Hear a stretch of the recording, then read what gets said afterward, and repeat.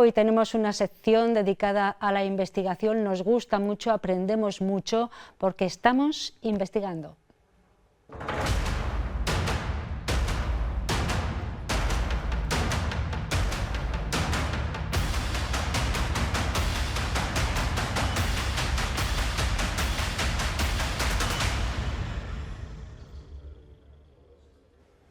Y como es habitual, nos acompaña periódicamente Diego González Aguilera. Él, además de ser catedrático en Ingeniería en la Escuela Politécnica de Ávila, es el director del grupo TIDOP, grupo de investigación de cabecera, hemos de decir, no solamente en España, sino también en Europa y allende fronteras. Buenas noches, Diego. ¿Qué tal? Muy buenas noches. Aquí estamos, dispuestos a aprender, porque siempre que llegas a plató, nos abrimos y decimos, a ver qué nos cuenta Diego hoy. Pues nada, hoy traemos las cianobacterias, como bien decías en los titulares, y que están causando verdaderos problemas. ¿Qué son las cianobacterias y sobre todo qué problemas pueden causar en el agua fundamentalmente, ¿no? Porque es en lo que nos vamos a centrar, pero primero, ¿qué son?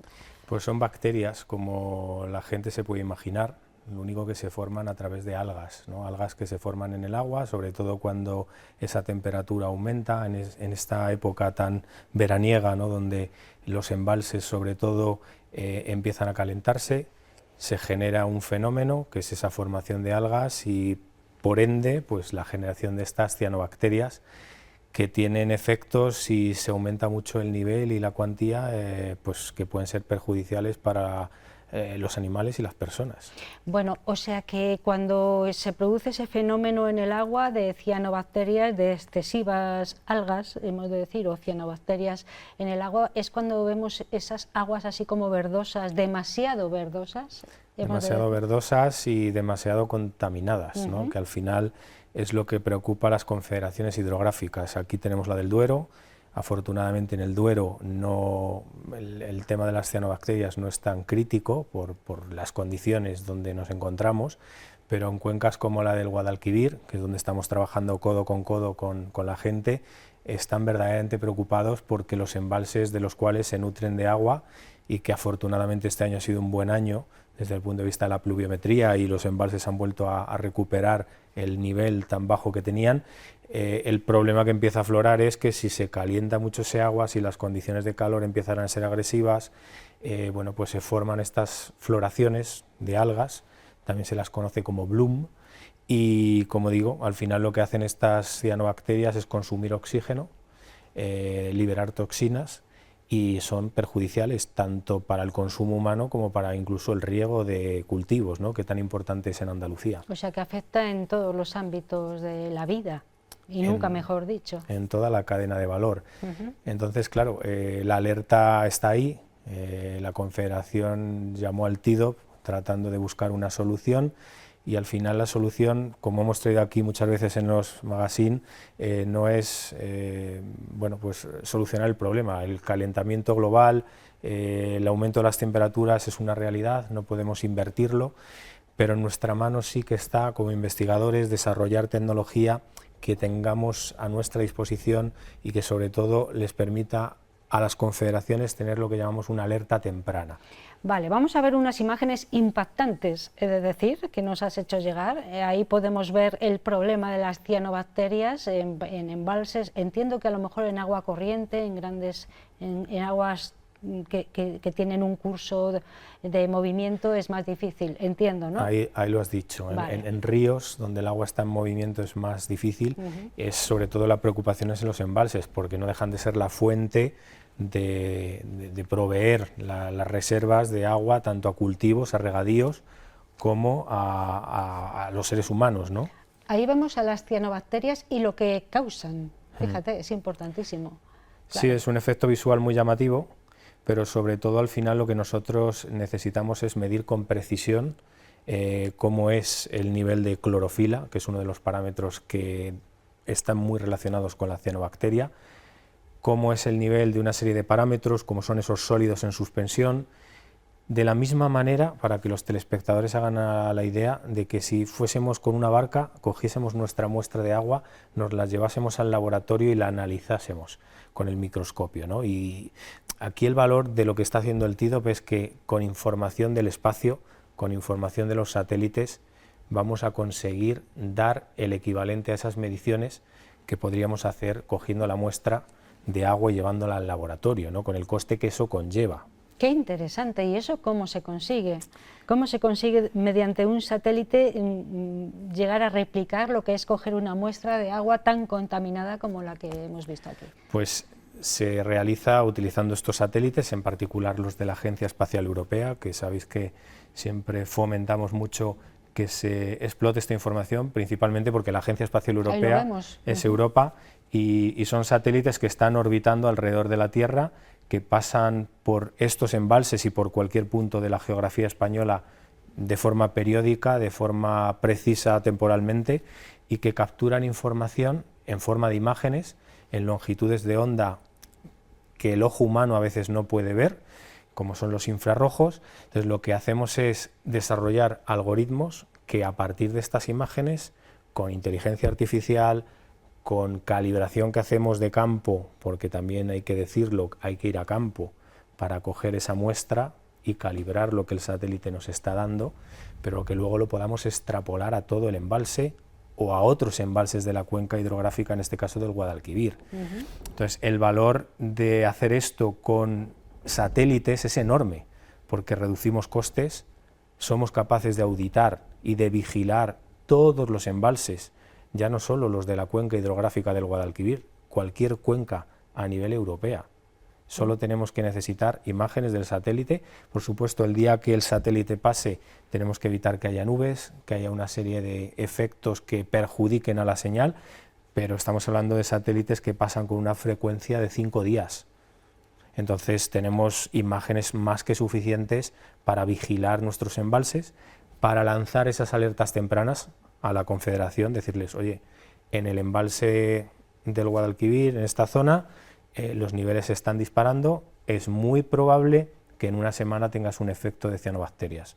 Por lo tanto, esa alerta temprana es fundamental para evitar males mayores, y ahí estáis trabajando, ¿no? Eso es, claro, para evitar que se usen para regadío, para evitar que se use, por supuesto, para consumo humano, y bueno, pues que la administración, en este caso, en forma de confederación hidrográfica del Guadalquivir, pero ya digo, extrapolable a otra, tenga una herramienta muy valiosa para tomar decisiones, para incluso remediar un problema, porque también esa es otra derivada. Detectamos un afloramiento de cianobacterias, de algas, ¿podemos remediarlo? ¿Se puede echar algo al agua para remediarlo? Eso te iba a preguntar. En esto se está trabajando también. Vale. Estamos en un proyecto europeo donde hay un socio francés experto en técnicas bioquímicas de aplicación en el agua, y que sin duda pues podría ser la siguiente fase, ¿no? Nosotros nos centramos más en la preventiva, como en los incendios, prevenimos. Mucho mejor que curar. Mucho mejor que curar, claro. Que tenemos un nivel, bueno, pues vamos a ver qué tipo de soluciones, que no son fáciles,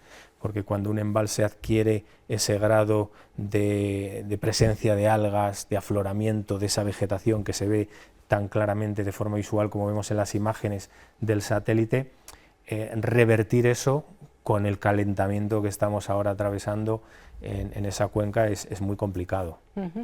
¿Cuánto tiempo lleváis en el TIDOP trabajando en eso, en la alerta temprana de las cianobacterias en el agua? Año y medio es lo que ahora mismo lleva el grupo, un grupo de 5 o 7 personas, codo con la Confederación Hidrográfica del Guadalquivir, con Traxatec, que es una de las grandes empresas reconocidas por todos los desarrollos que hace a nivel medioambiental, y sobre todo lo que se decidió desarrollar por parte del grupo era una herramienta que prácticamente con el teléfono móvil, que prácticamente con un dispositivo muy ágil, la Confederación pudiera utilizar en campo, pudiera utilizar en la oficina. Y bueno, pues hoy el producto ya se llama Waterwise, lo podemos bautizar como pues la sabiduría del agua, ¿no? Es la traducción en inglés, y consideramos que va a marcar un antes y un después en lo que ahora mismo es este gran problema del agua, que es la presencia de cianobacterias. Me decías que en la cuenca del Guadalquivir es donde estáis trabajando ahora, se está poniendo en práctica ese trabajo de año y medio, 2 años, pero bueno, extensible a cualquier otro ámbito territorial en el que se detecten las cianobacterias, por satélite, hemos de decir, que me parece súper interesante. Por satélite, sin necesidad, insisto, de hacer un despliegue de recursos humanos y económicos que impliquen ir embalse por embalse, y más rápido, claro, cogiendo muestras, claro, mucho más rápido, una vez calibrados los algoritmos, mucho más preciso, porque podemos hacer series históricas que me den datos de cómo ha evolucionado en un determinado embalse esas condiciones de cianobacterias, extrapolable a otros parámetros. Aquí estamos hablando de la cianobacteria porque preocupa hoy por hoy, pero puede haber otros en otros embalses de otras áreas geográficas que sean una preocupación. Estamos trabajando en un proyecto europeo con embalses en la zona de Portugal, embalses en la zona de Francia, con la Confederación Hidrográfica del Guadiana, que también está en la zona sur. En definitiva, esto es un problema que, como otros muchos problemas que hemos traído al magazine, preocupan a nivel europeo.